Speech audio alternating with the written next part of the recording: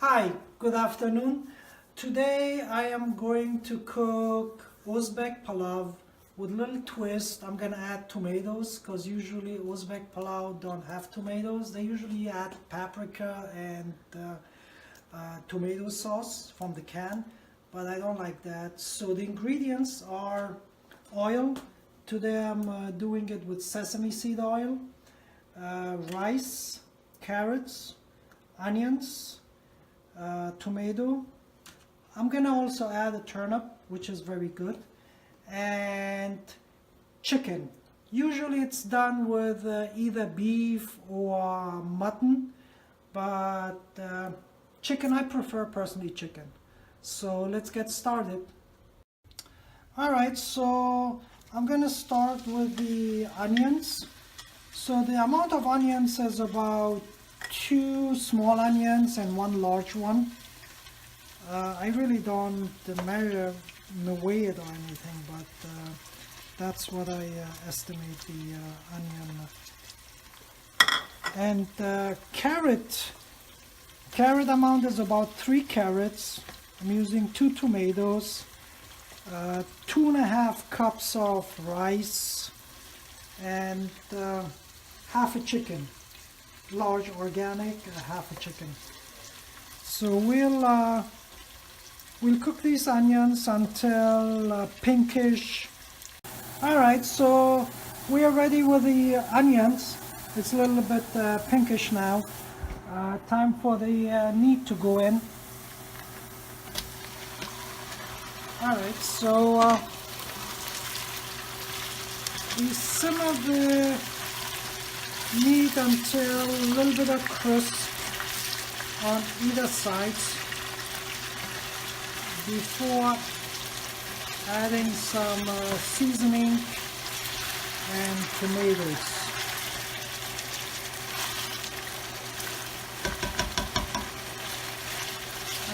Alright, so I'm adding some cumin here. I'll also add some more cumin when it's ready for rice. Some cumin and salt.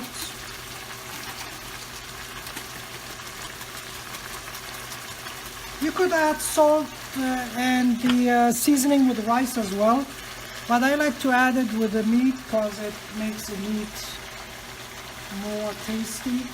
Now I'm adding carrots and tomatoes, so they need to be fried together, and we'll probably, before adding the water,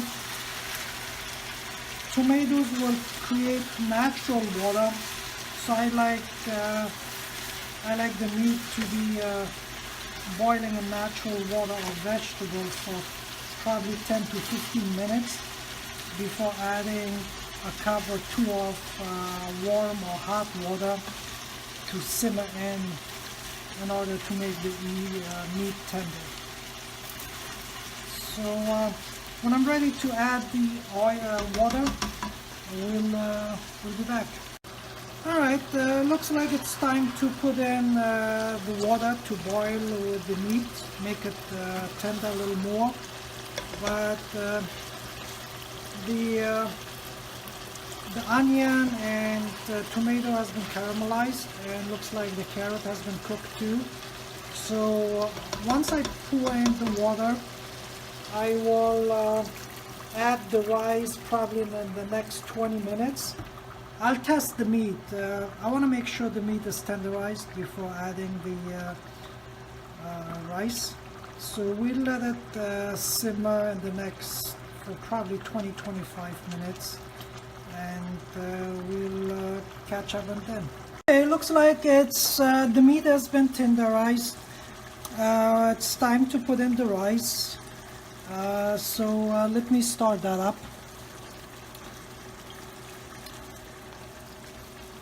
Let me just take the water out of the rice.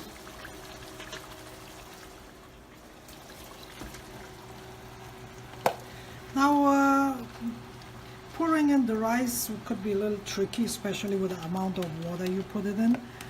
but the amount of water I usually measure with my finger. So I'll show you guys when it's time to measure. Okay, I'm gonna measure the water. So I flatten up the rice, make sure it's really flat, and let's pour in warm water. And then you measure with your fingertips. It's basically the first cut of your fingertip.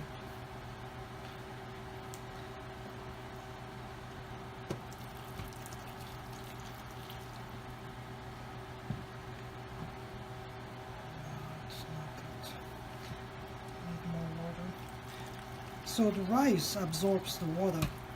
Some of it gets steamed away and some of it gets absorbed a little more. Instead of warm water, I'm putting hot water in, so there's no delay with getting it to boil. Alright, so it's about ready, and now we are going to put in our spices, some salt.